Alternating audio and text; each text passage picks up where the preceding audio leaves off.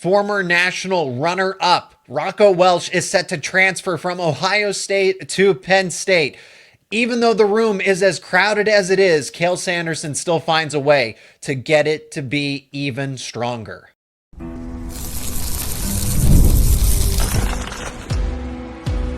You are Locked On Nittany Lions, your daily podcast on the Penn State Nittany Lions. Part of the Locked On Podcast Network, your team every day. This episode is brought to you by 5-Hour Energy. Head over to 5hourenergy.com to find over 15 flavors to choose from. If you need one right now, grab a 5-Hour Energy shot at your local grocery or convenience store. Stock up today and stay energized. You are locked on to Penn State Wrestling. Thank you so much for making Locked On Nittany Lions your first listen and watch every single day, the #1 Penn State sports podcast out there. My name is Zach Seyko, and I am your host of the show. Reports from Pat Mineo and Willie Saylor, also known as Matt Scouts, I think that's what everyone will recognize him by, have reported that Rocco Welsh, the guy who lost to Carter Starace in his 4th national title run, was the national runner-up, losing to Starace in that final, is transferring from Ohio State to Penn State. The room's already crowded, so why is this happening? There's a method to Cael Sanderson's madness. We're going to break it all down today. What does this do for the lineup? If the room's so crowded, how could Cael Sanderson pull off a move like this? The implications of it all. Of course, be a part of the conversation. Let me know your thoughts down in the comments section. And if you are new to the show, subscribe to the YouTube channel and wherever you get your podcasts. So let's begin with just how much better does Rocco Welsh make this team? Because Penn State seemed to at least have a solution at 184 with Zack Ryder waiting in the wings as a redshirt freshman, just went through his redshirt season. Would he be a national title contender right out of the gate at 184? Maybe not, but Welsh, with an open competition, Welsh could be a starter and could be somebody that might just be slightly ahead of Zack Ryder in this case and would give Penn State somehow a better option. It's not to be disrespectful to Zack Ryder. I think he would have been perfectly fine and a perfectly solid candidate to take over at 184 for Carter Starace. That's at least how the stars seem to be aligning here. But what this does is it creates an open competition. Rocco Welsh is a former national runner-up. And the intention for him to redshirt was so that he could bump up to 184. Remember, he was at 174 that past season before his redshirt season. Welsh could maybe stay at 174, but Levi Haynes is there. So it really just, this room being as crowded as it is, I mean, Rocco Welsh has the flexibility where he was a national runner-up at 174. The intention was for him to bump up at 184. Penn State's got an open starting spot. This creates competition regardless. Iron sharpens iron. Penn State should want this. Cael Sanderson should want this because what it does is when all the chaos is finished, when the dust settles, the best 10 will emerge. So Rocco Welsh's addition to the room is a net positive regardless of how you want to look at it. Now, there could be some ramifications from it, which we are going to discuss. I do want to point this out. Welsh returning to his home state of Pennsylvania, but joining Penn State. This proves again that Penn State is the ultimate destination in college wrestling. That regardless of how crowded the room is, regardless of, hey, maybe there's some certainties here that this is what the starting lineup could look like. This is what it should look like. And Rocco Welsh is taking a chance on himself, trusting the coaching staff at Penn State to say that, yeah, I even though I have maybe a clearer outlook at Ohio State, I'm fine with taking a gamble here that I might not even be the starter. It's an open competition. Zack Ryder was supposed to be the guy at 184. At least that's how the stars were aligning. So there's the method to Cael Sanderson's madness in all of this, that despite all of the uncertainty, he's still able to attract the best of the best talent. And that's because this is the best of the best wrestling room. This wrestling room, everyone wants to go there because they want to become the best. They want to train alongside the best. The only way you become the best is by training alongside the most talented day in and day out. I don't know that this move is necessarily just about the collegiate starting lineup and being one of the 10 starters in this lineup. I think it's more about how can I get better? What can I do? Where can I get the top training all year round? I think this is part of the reason he's transferring to Penn State is because it is his home. It's his home state. He's from the state of Pennsylvania.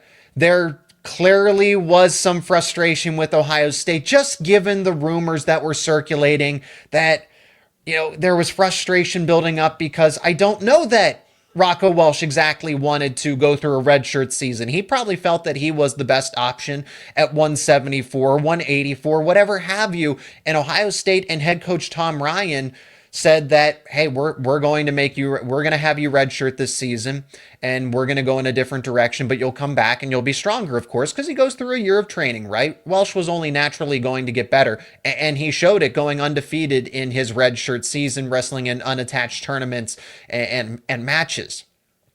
So I think there's a lot of reasons that Welsh is going to be transferring here, is because Penn State's the top program that no matter what, despite all the circumstances, if you want the top coaching, the best training, the best partners to go up against and scrap against every single day, you go to Penn State. He is from Pennsylvania.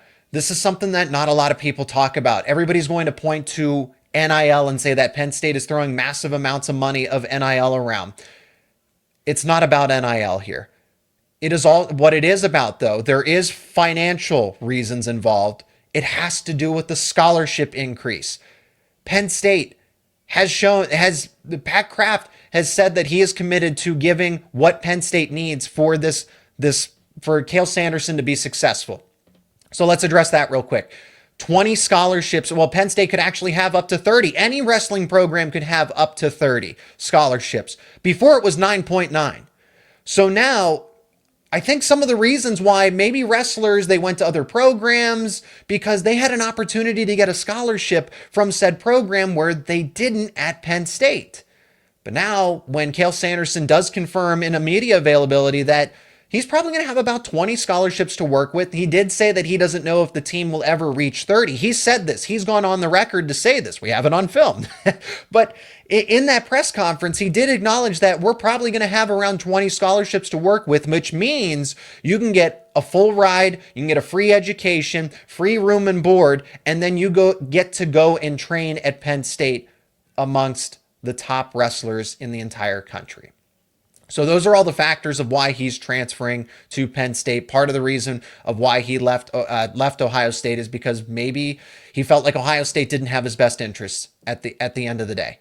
So that is why Welsh is coming to Penn State. Again, this is a report based off of what Pat Minio and Matt Scouts have said.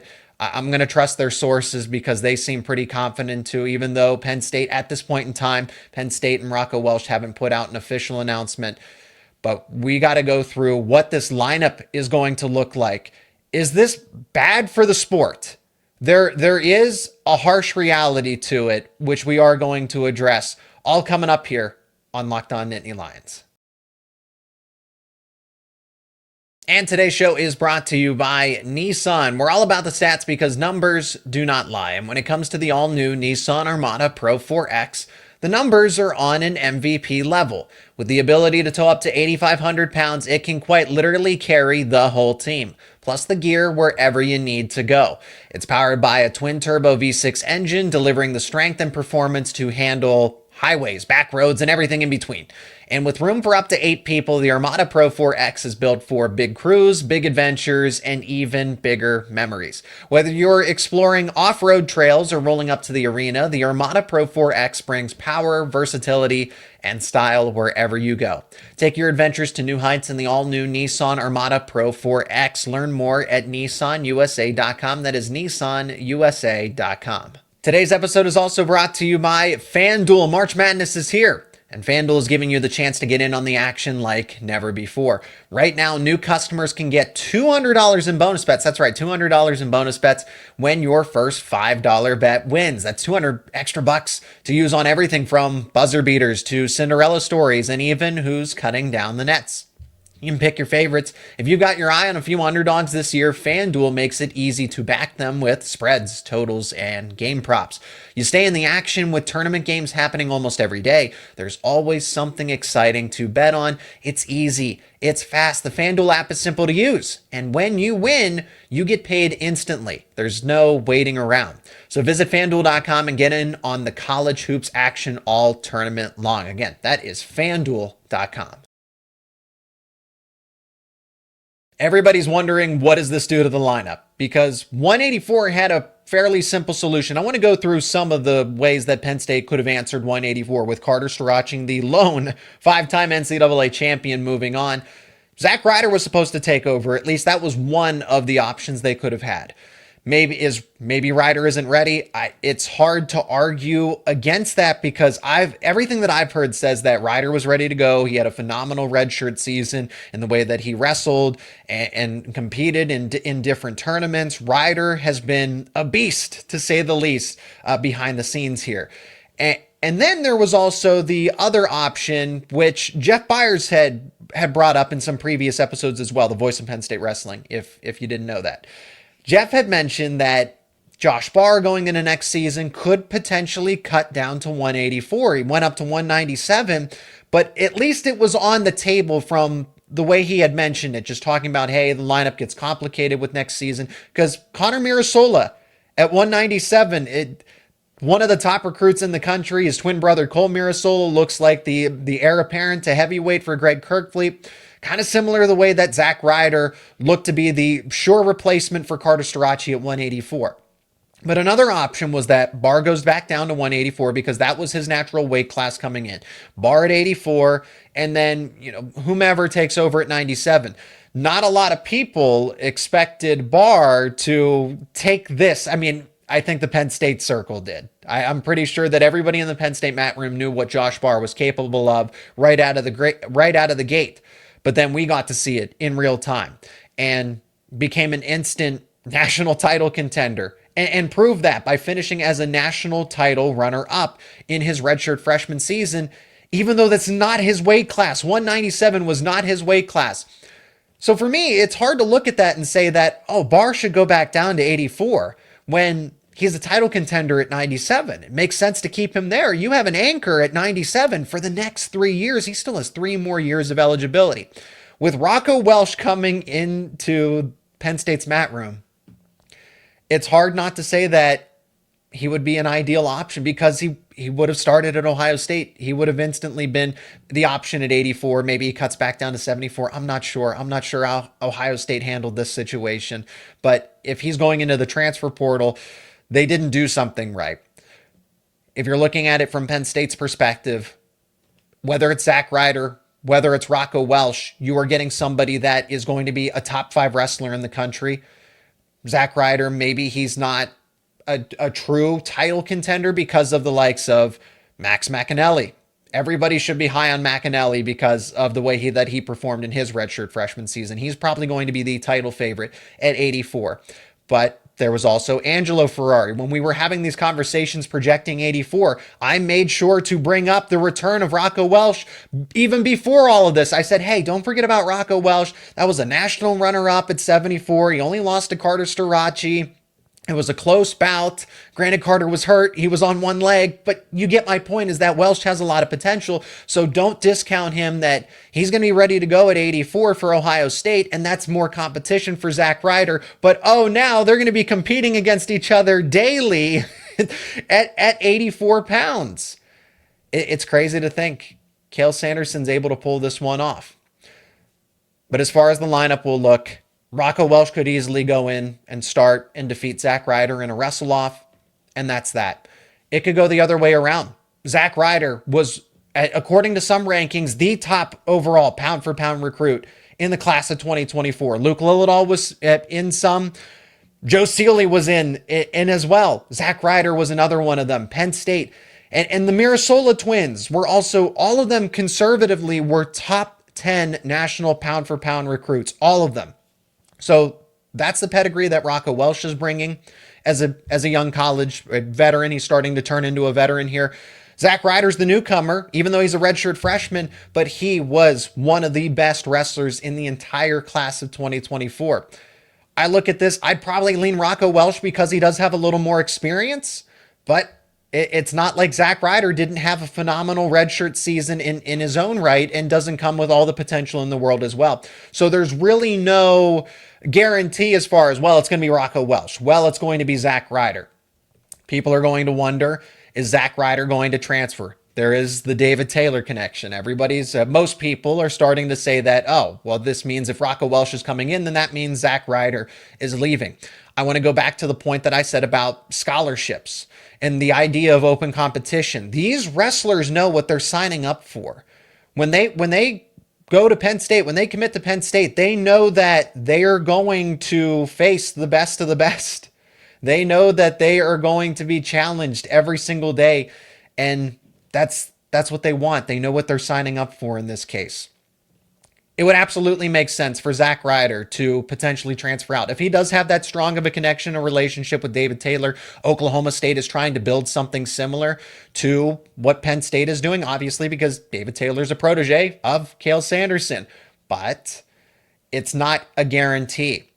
One way or another, does it make sense for Zack Ryder to transfer out and go join David Taylor if he has that connection with him? Yes, it does, because Oklahoma State might have a little more of an opening in the starting lineup. It also makes sense for Ryder to stick around because of the scholarship increase, that you're not going to have your scholarship loss, that you're going to have an opportunity to still get a free education and train with where you originally committed to. And that this isn't just about the collegiate lineup. I think in the scheme of things, everybody is looking long-term, that it's not just about wrestling with the Penn State team. It's about the competition. It's about the training. It's about their future for national competitions, international competitions. Where can I go to better my best? And that's at Penn State. So Zack Ryder, at the end of the day, might welcome this competition, battle it out with Rocco Welsh, and he might win at 184. But the way it looks right now as it is, and then Levi Haynes does leave in a season. So this can all kind of correct itself in a sense, where Haynes vacates 74 and then somebody makes the cut after next season. So if Rocco Welsh happens to be the starter at 84 alongside Levi Haynes at 74, Haynes moves on, he graduates, somebody cuts down to 74. Maybe that's Zack Ryder, maybe that's Rocco Welsh. Oh, but there's also Asher Cunningham, the son of Coach Casey Cunningham. There's William Hankel as well that slot into those weights. Does PJ Duke bulk up? Does he move to 74? I think he's in that 157, 165 range. Mitchell Messenbrink's still there. Joe Seeley is waiting in the wings. It's a juggling act. It's a balancing act. It really is. But I think there's more to it than just, well, I want to be a starter on the collegiate team. There's more to it than that. It is about the training. It is about the process. It's more than just that. But to answer the lineup question, Rocco Welsh would give you a national title contender at 84. Zack Ryder, I think in due time, would have a similar buildup like a Josh Barr, where, yeah, most people are going to underestimate him in the beginning because this is his first year starting, but in due time, he will show that he can be one of those contenders alongside McAnally, alongside Angelo Ferrari. Either way, Penn State, you can't go wrong with either option at 184. I did promise this because most people think this is bad for the sport. I will admit there's a harsh reality to Rocco Welsh joining Penn State, and I'll tell you what it is on the other side of this break. Today's episode is also brought to you by 5 Hour Energy. Daylight savings snuck up on us again. And if you're feeling that lost hour of sleep, 5 Hour Energy has your back. The extra sunshine means more time for fun, but sometimes you need a little boost to power through. Whether you're staying up late watching the NCAA tournament, squeezing in a round of golf after work, or you're just trying to keep up with your busy day, 5 Hour Energy gives you that quick, refreshing pick-me-up whenever you need it. Basketball madness is going on right now. If you're going to be staying up late to watch some of this tournament action, and 5 Hour Energy will help you keep up with the next day. Extra daylight means extra activities with longer days. If you love getting outside, whether that's for a hike or to go for a jog, You can get a quick boost from 5-Hour Energy, and it's the on-the-go convenience. Whether you're traveling or you're at an event, 5-Hour Energy is easy to grab and go, and it will keep you feeling refreshed. Head over to 5hourenergy.com to find over 15 flavors to choose from, including watermelon, blue raspberry, peach mango, tropical burst. You can even build your own 12 or 24 pack and have it delivered right to your door. If you need one now, grab a 5-Hour Energy shot at your local grocery or convenience store. They are everywhere. Stock up today and stay energized with 5-Hour Energy. The NCAA tournament is here, and so is the bracket breakdown. Locked On Podcast Network and Amazon Fire TV channels are teaming up to deliver NCAA tournament coverage like never before. Watch studio shows featuring former players and Locked On's local experts as they guide you through every upset, buzzer beater, and bracket matchup. Stream it all for free on Amazon Fire TV channel. Search Bracket Breakdown to see it all for free. It's your team every day. Let's address this question from the outsider perspective. Is this good or bad for the sport? And I think some Penn State fans would actually agree that this move doesn't seem like it's the best for the sport. I'm not willing to weigh it whether it's good or bad. I think it just is what it is, because you can look at it from two different angles. One, most outsiders are going to say that, no, this is bad for the sport because it just, if everybody's number one in Penn State's lineup, then it's boring. We know the outcome. It's no fun to watch the sport of wrestling if Penn State is the semi-pro team and everybody's a collection of amateurs. Then why would that make the sport exciting? I also look at it from this frame of mind that Penn State, if they continue to push the bar, raise expectations, that first team to upset them, unseat them, take away their glory, everybody is going to remember that moment. So it goes along with the saying, the bigger they are, the harder they fall kind of thing. As Cael Sanderson continues to somehow make this empire stronger, that's how I see it. So I'm looking long term and saying that, yeah, when somebody, if it's David Taylor in Oklahoma State, if it happens to be Iowa, hey, Nebraska's not far off of keeping up with this. There is a harsh reality to it, though, which I'm going to get to in a second. My point is that that's going to be the entertaining aspect of it, because everybody's going to be looking to knock off Penn State. And if and when it does happen, everybody's going to remember that moment of, hey, this is the team, this is the program, this is the coach that did it. So I can't say, well, it's good or bad for the sport. I understand the frustration with most college wrestling fans or college wrestling spectators from this, but it means that everybody else has to get better and to try to keep up. Here's the harsh reality of it, though. When it comes to collegiate wrestling, this is a sport that is not profitable.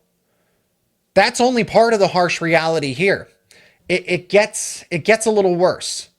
Penn State, Oklahoma State, Iowa, I can't speak for even Nebraska, Ohio State, or Michigan.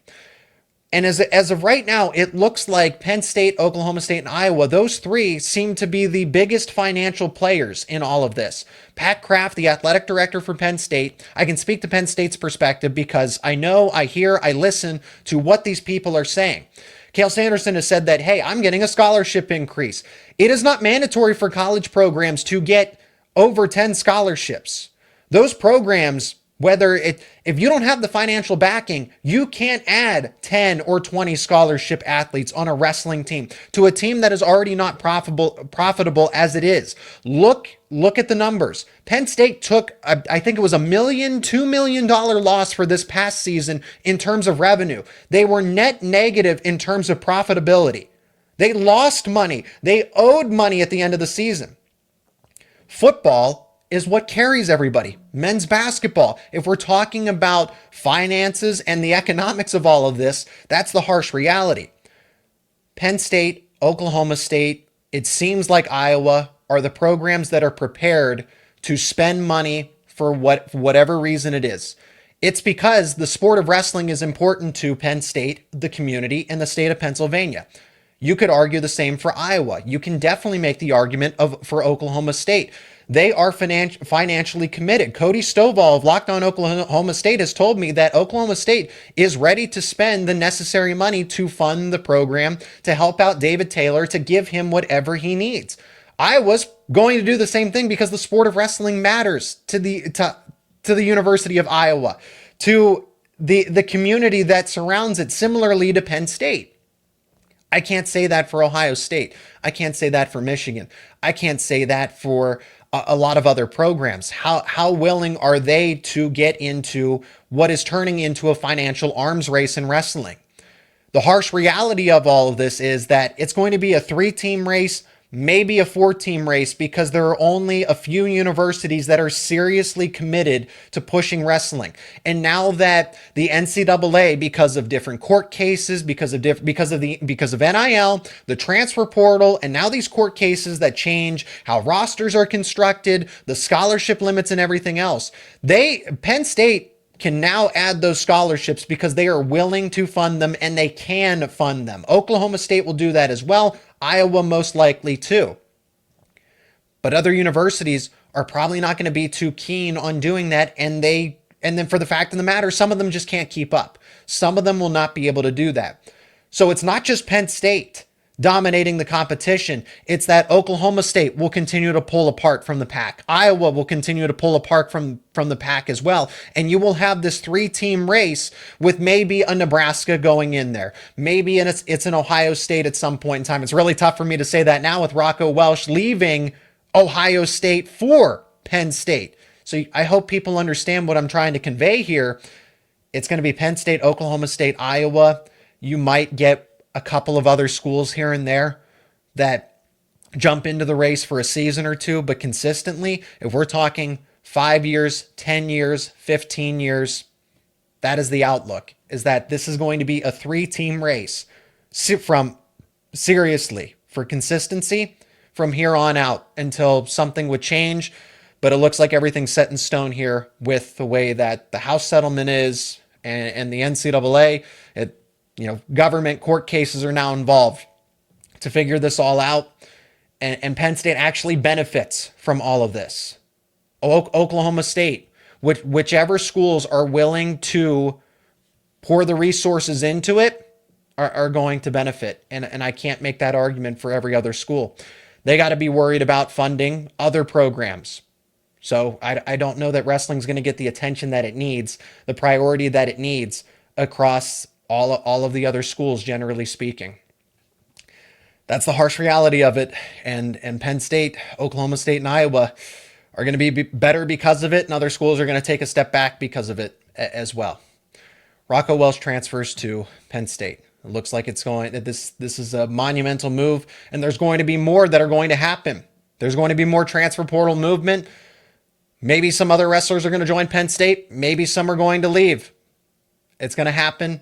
We're going to talk about it all right here on Locked On Nittany Lions. So thank you so much for checking out this episode. If you are new to the show, please subscribe to the YouTube channel and wherever you get your podcasts so you don't miss these conversations around Penn State wrestling. Leave a like on this episode, share it with friends and family, and let me know your thoughts down in the comment section. Be a part of the conversation. Until next time, for all these conversations around your favorite Penn State sports teams, whether it's Penn State wrestling, Penn State football, Penn State men's basketball, keep it right here on Locked On Nittany Lions. And again, thank you so much for making Locked On Nittany Lions your first listen and watch every single day. For your second listen and watch, you got to check out Locked On College Basketball with hosts Isaac Shade and Andy Patton, because March is here. The madness is here. So be the most informed college basketball fan throughout all of the madness. You can find Locked On College Basketball available on YouTube and wherever you get your podcasts. And it's part of the Locked On Podcast Network, where it is your team every day.